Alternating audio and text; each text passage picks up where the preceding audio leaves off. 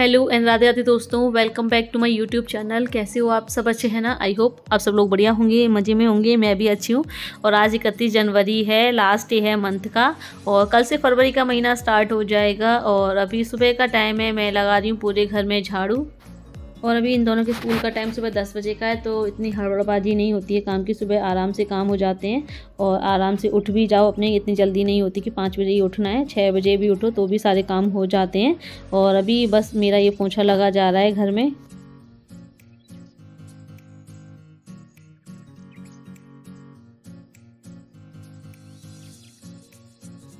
और ये मौसम की वजह से मैं कपड़े नहीं धुल पा रही हूँ, धूप ही नहीं निकल रही है, इतने दिन हो गए हैं।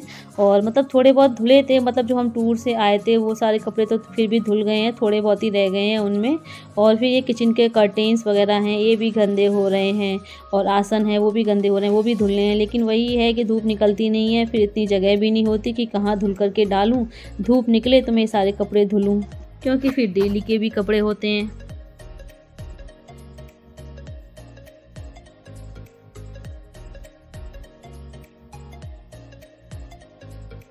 और अभी मैं नहा करके रेडी होकर के सीधे किचन में आ गई हूँ। तो मैं नाश्ते में दलिया बना रही हूँ, सिंपल नमक वाला दलिया बना रही हूँ, जो ये दूध डाल के खा जाएंगे। और सुबह के टाइम ना ये सिंपल दलिया नाश्ते में दूध डाल के खाओ ना, तो हेल्थ के लिए बहुत अच्छा रहता है और टेस्टी भी लगता है।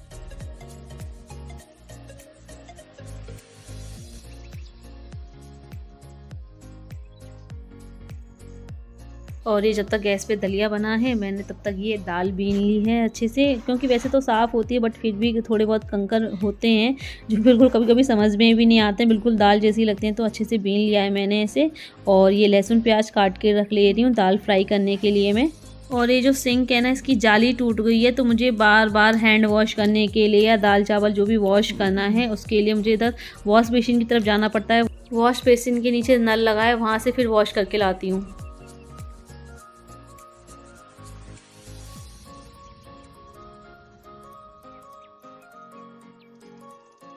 और अभी मैं आटा भी लगा के रख दे रही हूँ। थोड़ा सा ही आटा लगाया है मैंने, क्योंकि चावल भी बनाऊंगी मैं, तो बस इन्हीं के लिए रोटियां चाहिए थोड़ी बहुत। और 1-2 रोटी तांशु के लिए सेकूंगी मैं। हेलो फ्रेंड्स, और अभी सर्दियां एक बार फिर से लौट आई हैं। मतलब अभी बीच में धूप सी निकलने लग गई थी, तो थोड़ा सा राहत थी सर्दियों से, लेकिन अभी फिर से बादल से होने लगे हैं ना, तो सर्दियां एक बार फिर से आ गई। और सर्दियों के सीजन में ना हमारे लिप्स एकदम मतलब क्रैक्स हो जाते हैं, बहुत फट जाते हैं, एकदम ड्राई ड्राई हो जाते हैं। और हम अपने फेस का, हेयर का तो बहुत अच्छे से केयर करते हैं, लेकिन लिप्स का केयर नहीं करते हैं। लिप्स का केयर करना हम भूल जाते हैं, मतलब एकदम इग्नोर सा कर देते हैं। लेकिन लिप्स की केयरिंग भी उतनी ही जरूरी है, जितनी हम स्किन की, फेस की और हेयर की केयर करते हैं, उतनी ही लिप्स की केयरिंग भी इंपॉर्टेंट है। तो मेरे लिप्स भी जो है सर्दियों में बहुत ड्राई से हो जाते हैं, तो मैं यूज करती हूँ वाव स्किन साइंस का हिमालयन रोज नेचुरली लिप बाम। और इसकी पैकेजिंग भी काफ़ी क्यूट है, और इसमें रोज़ की खुशबू आती है, और इसमें coconut oil, sunflower oil, olive oil और रोज़ एसेंशियल ऑयल है, जो कि हमारे चैप्ड लिप्स को स्मूथ और शाइनी बनाते हैं।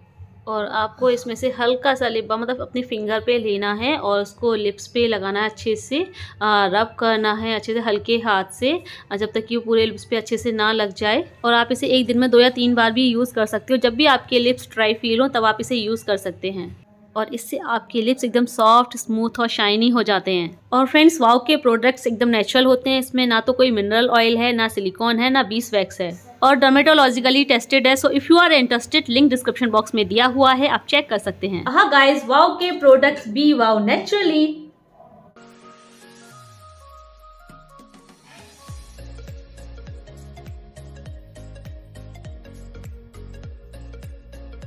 और अभी मैं ये मसूर की दाल बनने रख दे रही हूँ। मसूर की दाल बहुत टेस्टी लगती है, मुझे तो बहुत पसंद है। सारी दालों में ना मुझे मसूर की दाल बहुत पसंद है, और अरहर की दाल भी अच्छी लगती है, लेकिन अरहर की दाल सिर्फ राइस के साथ ही अच्छी लगती है मुझे। लेकिन मसूर की दाल मैं राइस के साथ भी खा लेती हूँ, रोटी के साथ भी खा लेती हूँ। और मैंने दाल में पानी ऐड करके नमक, हल्दी, लाल मिर्च ये ऐड करके ना चढ़ा दिया है गैस पे।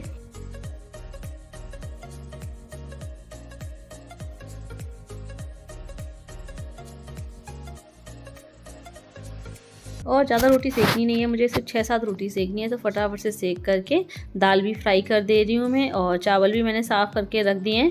और मैं मसूर और उड़द की दाल में तो लहसुन प्याज डाल देती हूँ, लेकिन अरहर की दाल में लहसुन प्याज नहीं डालती। उसमें तो मैं सिर्फ हींग जीरे का तड़का ही लगाती हूँ, क्योंकि वो तो मुझे सिर्फ हींग जीरे का तड़का लगा के ही पसंद है।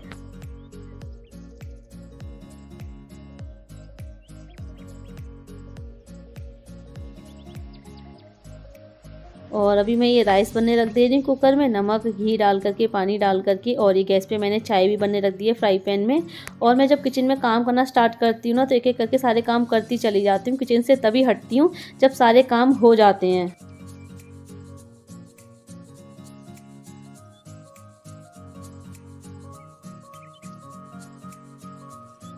और अभी मैं ये साथ के साथ गैस भी साफ़ कर दे रही हूँ। और मेरा ये चूल्हा ना बहुत पुराना है, और आप लोग भी मुझसे कई बार बोल चुके हो इसे मैं चेंज कर लूँ। मैं भी चाहती हूँ कि इसे मैं बदल लूँ, लेकिन वही है, फिर मैं सोचती हूँ अरे काम चल रहा है तो चलने दो। क्योंकि भाई हम मिडिल क्लास लोग हैं, तो भाई हम हर काम में एडजस्ट करने की कोशिश करते हैं कि अगर काम चल रहा है तो फिर चलने दो।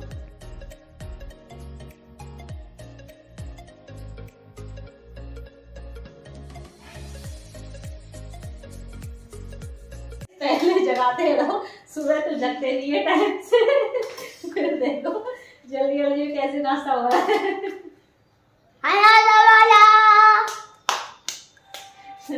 जाओ कपड़े पहनो अपने। गाइस क्या करूं, लेट हो गया, अब क्या करा जाए? अब क्या करा जाए, यही तो सोच रहे हैं। जाओ कपड़े पहनो। जाओ कपड़े पहनो।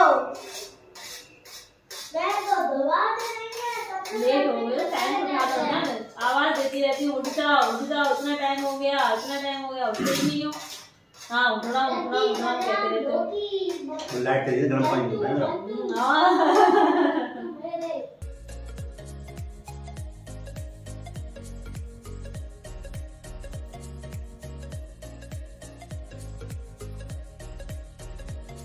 और सिंक की जाली टूटी है, तो बर्तन वगैरह भी मुझे यहीं पर धुलने पड़ रहे हैं। ये वॉशिंग मशीन के नीचे नल लगा हुआ है, तो मैं यहीं पर बैठ करके धुल देती हूँ। तो ये सारे बर्तन मैं मांज दिए हैं और पानी से, अच्छे साफ पानी से धुल दे रही हूँ मैं।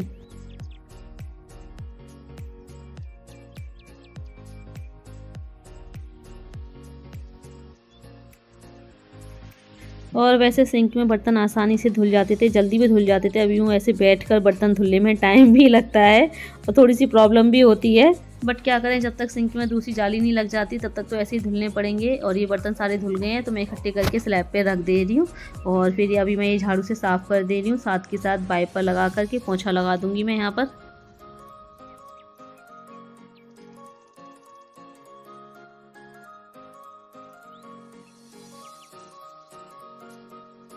और अभी सारा काम हो गया है, खाना पीना भी हो गया है, तो मैं तांशु को पढ़ाने बैठ गई हूँ। क्योंकि ये अपने आप नहीं पढ़ते हैं, ये अपने आप तो लर्न करेंगे नहीं अगर मैं इनसे बोल दूँ, तो इसलिए मुझे खुद ही लेके बैठना पड़ता है इन्हें।